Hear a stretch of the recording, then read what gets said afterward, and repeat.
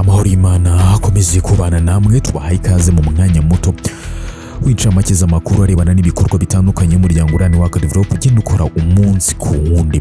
Reka tubabwire ko mu karere ka Gakenke binyuze mu mushinga Lift Learning and Inclusion for Transformation, ni umushinga ugamije ubudaheza mu burezi.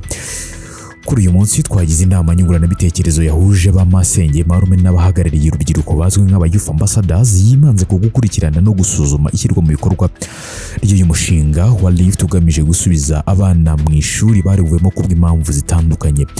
Aha rero harebewe byinshi bitandukanye n'uburyo bushya bwafasha gukurikirana no kunoza kurushaho ishyirwa mu bikorwa ry'uyu mushinga. Iyi nama nyunguranabitekerezo kandi yaganiriwemo byinshi bitandukanye ku buryo burambye bwafasha gutuma abana basubiye ku ishuri, bukabafasha kugumayo no kugera ku ntsinzi mu masomo, ndetse hanatanzwe icyizere gikubiye mu musaruro mwiza wabonetse w'igihembwe cya mbere cy'amashuri gitambutse ku bana basubiye mu ishuri. Abitabiriye iyi nama baganiriye ku bitekerezo bitandukanye, hagaragazwa n'inzitizi zigihari, hanasuzumwa icyerekezo n'ibishya bigomba kwitabwaho mu ishyirwa mu bikorwa ry'uyu mushinga.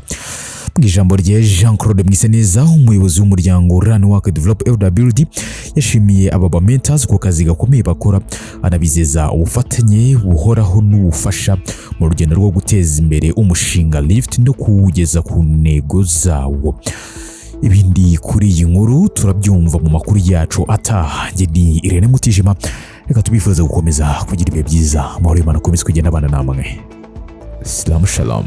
Lift program abana bose bige bagumeyo kandi batsinde.